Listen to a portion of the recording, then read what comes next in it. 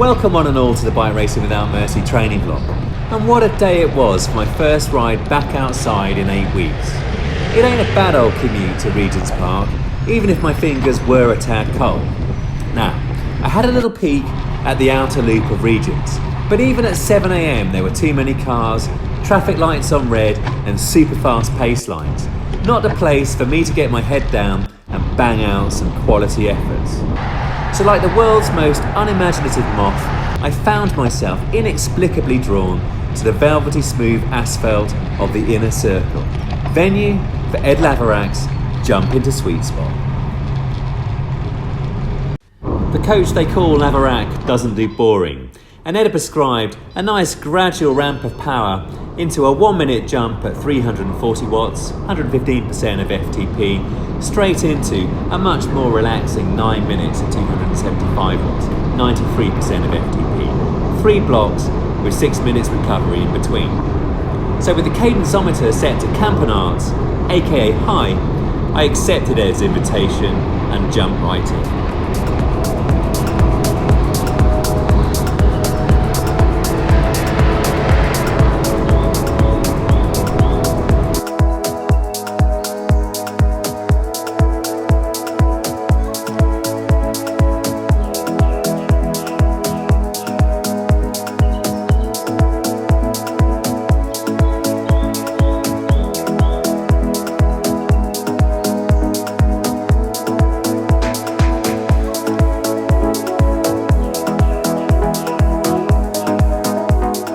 Join me here at the beginning of block 2, which had a splendid little refinement. 1 minute jump hard, 1 minute sweet, and here a second 1 minute lunge before we hit the lower zone 4 glide slope.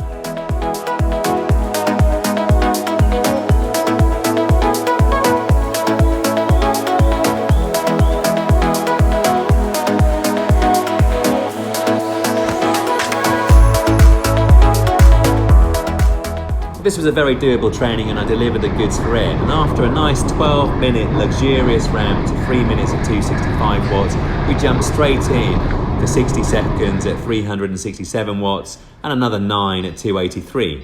Block 2 that you just saw, well, the first jump was 1 minute at 378, then into 60 seconds at 278 and a further 1 minute at 353 watts before another 9 at 276, right in the pickle barrel. Block 3 was slightly above the power range too. Well, that was Ed's Jump into Sweetspot training, and what a spectacular morning for it. So glad I decided to venture outside to London's premier turbo trainer.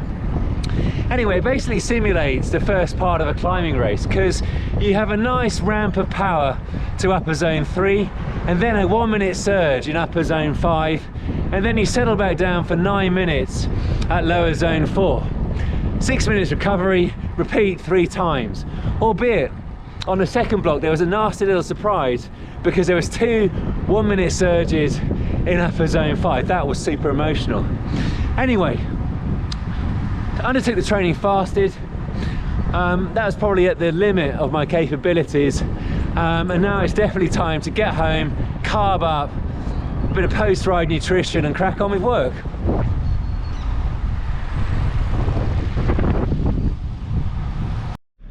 Now last week I took a bit of stick in the comments for the use of tin tuna in one of my dinners ahead of the next day's training. Hopefully making amends now with a lovely tuna steak, about 75 grams worth of carbs from the rice here, and of course plenty of veg for the vitamins and also the fibre. Super nice tonight. Pre-race weigh-in. Now time for some cornflakes. So prior to my operation, I've been experimenting with increasing success by adding in some fast digesting solid carbs in addition to the liquid carbs that I consume during the race. So on the deck right now, we've got cornflakes here with some sugar on it. And also during the race, I'm going to experiment with these new electrolytes that Paul Hamblet sourced for me. Looking forward to seeing how they improve matters, fingers crossed. Well, kudos to the cornflakes with the sugar plus the LMNT electrolytes, and of course a cheeky little Coke mid-race. because it turned out to be a nice little combination there, enabling some decent power overall, around about 260 odd watts for the race, just over an hour and a half. And at the very back end, a very nice climb up the reverse epic KOM, super steep out of the saddle the whole way, just under 18.5 minute power of 312 watts. That's a PB. And when we look at the timeline, pretty happy with all of the climbs here. There you go, there's the epic. Probably, I reckon again, PB power during a race up the radio tower there. And you can see a nice sea of orange and red, out the saddle orange and red for the climb up the reverse epic. And I did find actually, you know, with 100% trainer difficulty up and out the saddle was enabling me just to push in against the resistance and sustain higher power over circa 20 minutes than probably I would if I'd been seated. So a learning point for me there, plus the value of the carbohydrates, more of which to come in just a second. Well, the post-race nutrition has been consumed, the greens, protein shake and some vitamin D. But now my mind turns to the carbohydrates. And with Easter on the horizon, look at this. The world's biggest hot cross bun. Look, it's almost as big as my head, and my head's probably too big for my body, I reckon. And look at the fruits and sugars in that. I reckon it'll go perfectly with a little bit of honey. And tell me that doesn't look good. Taste test without the honey.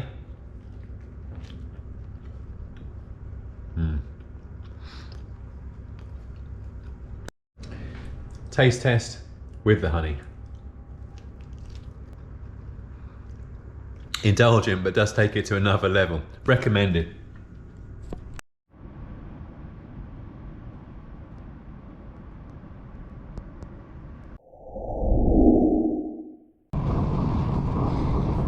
This was Sunday's training, which came after Zwift's Hort Route race on the Saturday. And apologies, I accidentally deleted the introduction to this segment, so you'll have to make do with the voiceover.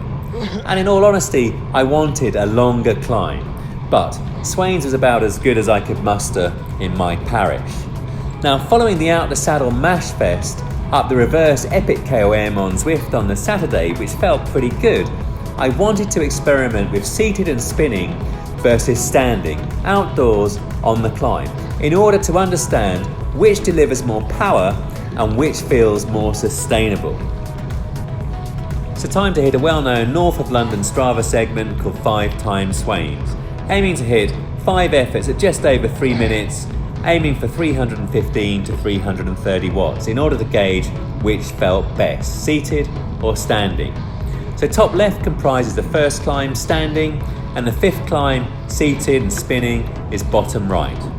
Now both climbs actually average very similar power, 327 watts for 3 minutes 19 seconds standing and 326 watts for 3 minutes 14 seconds seated.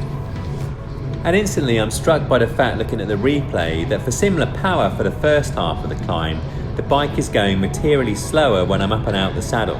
I hit the zebra crossing at a similar speed, but clearly lose ground when out the saddle over the first part of the climb.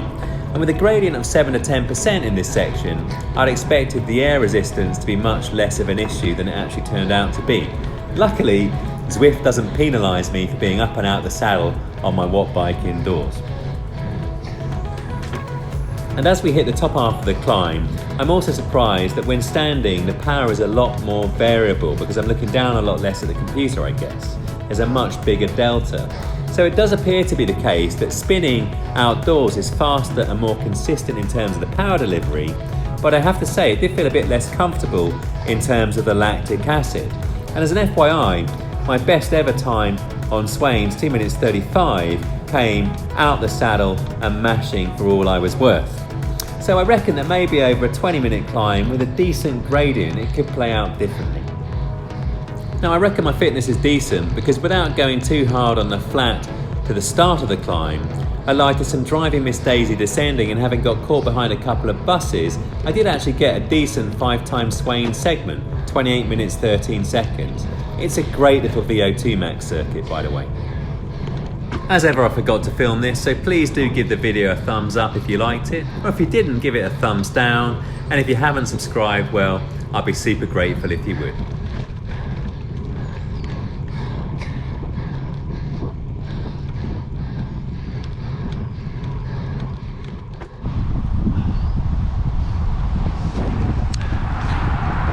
I definitely found on Swains there that it was easier, the perceived effort was lower at threshold or above threshold out the saddle, but it was definitely easier to control the power seated and spinning. Therefore I'm going to find a longer climb, well probably Box Hill in all honesty, to experiment fully out the saddle versus in the saddle over a longer distance. Definitely enjoyed that. Here we are at Regent's Park for a little bit of tempo training. And my fingertips are absolutely freezing. Had to stop to warm up the hands. I am a wuss.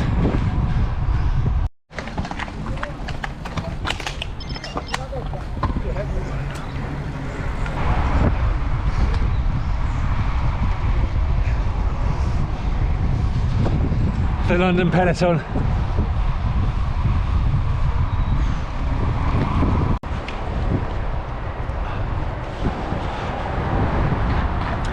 Well, I just completed a 1 hour tempo session, included a 30-minute block of tempo with surges. 1 minute surges at 120% of FTP. The level of cold is now at a peak. I can't feel my fingers again, therefore time to get home and indulge in some carbohydrates. Oh, I wish I was in that. Look at that. Oh, to be in the back of that.